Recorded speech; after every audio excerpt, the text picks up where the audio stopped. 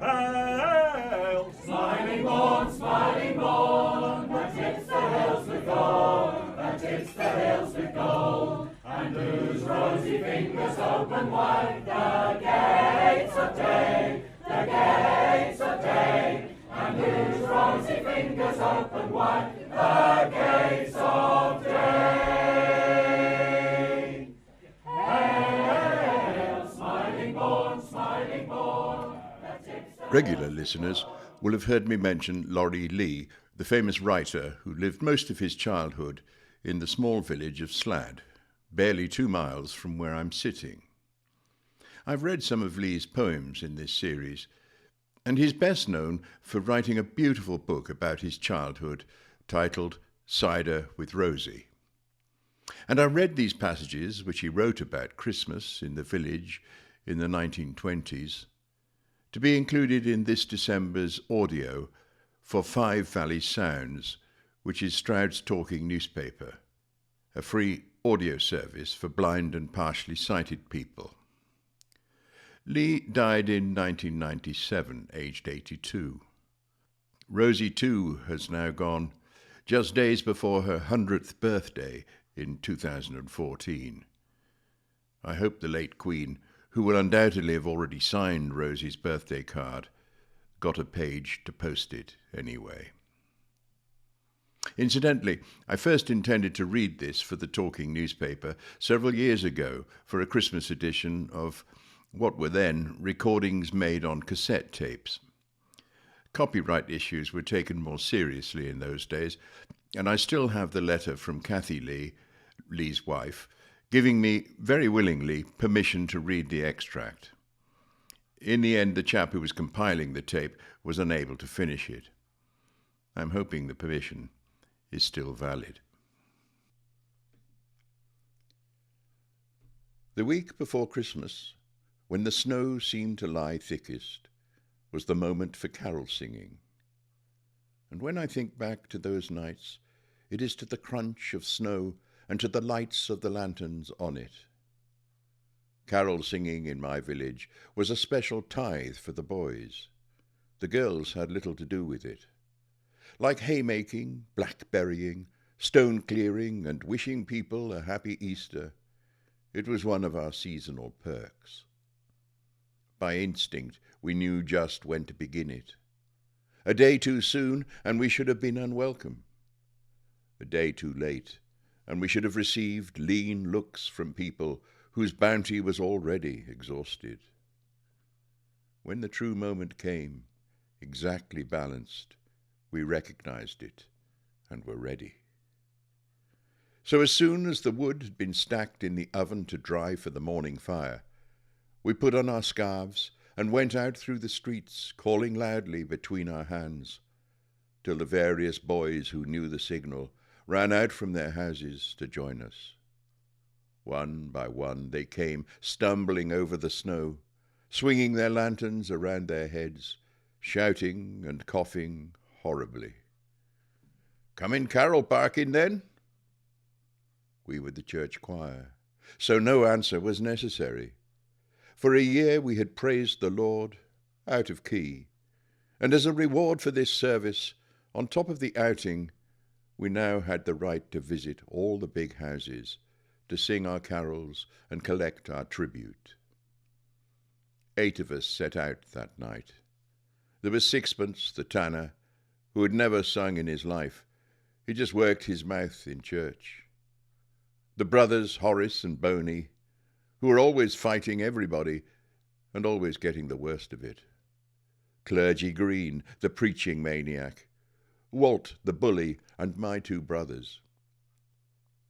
As we went down the lane, other boys from other villages were already about the hills, bawling King Wenceslas, and shouting through the keyholes, "Knock on the knocker, ring at the bell, give us a penny for singing so well." They weren't an approved charity, as we were, the choir, but competition was in the air. Our first call, as usual, was the house of the squire, and we trooped nervously down his drive. A maid bore the tidings of our arrival away into the echoing distances of the house. The door was left ajar, and we were bidden to begin. We brought no music. The carols were in our heads. "Let's give 'em Wild Shepherds," said Jack. We began in confusion, plunging into a wreckage of keys, of different words and tempos. But we gathered our strength. He who sang loudest took the rest of us with him, and the carol took shape, if not sweetness.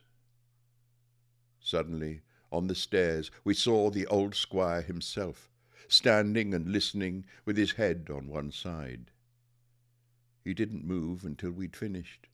Then, slowly he tottered towards us, dropped 2 coins in our box with a trembling hand, scratched his name in the book we carried, gave each of us a long look with his moist, blind eyes, then turned away in silence. As though released from a spell, we took a few sedate steps, then broke into a run for the gate. We didn't stop till we were out of the grounds. Impatient, at least, to discover the extent of his bounty, we squatted by the cowsheds, held our lanterns over the book, and saw that he'd written 2 shillings. This was quite a good start. No one of any worth in the district would dare to give us less than the squire. Mile after mile we went, fighting against the wind, falling into snowdrifts, and navigating by the lights of the houses. And yet we never saw our audience. We called at house after house. We sang in courtyards and porches, outside windows, or in the damp gloom of hallways. We heard voices from hidden rooms. We smelt rich clothes and strange hot food. We saw maids bearing in dishes or carrying away coffee cups.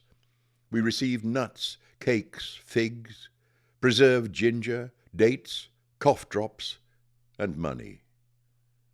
But we never once saw our patrons.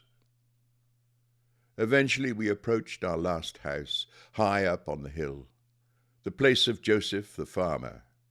For him we had chosen a special carol, which was about the other Joseph, so that we always felt that singing it added a spicy cheek to the night.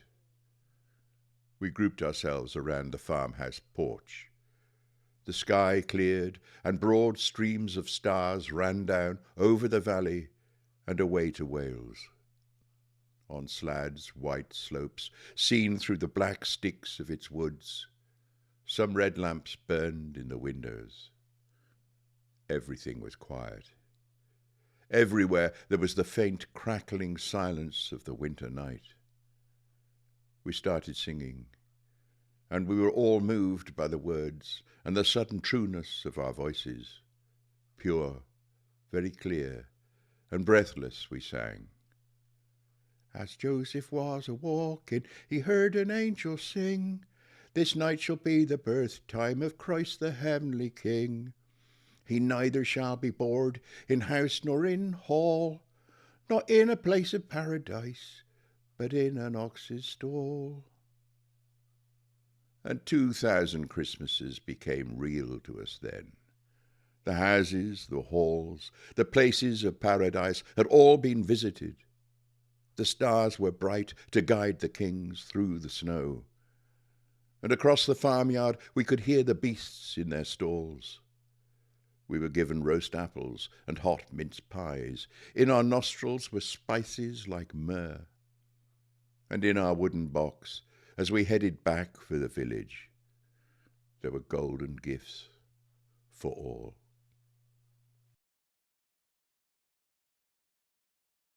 No.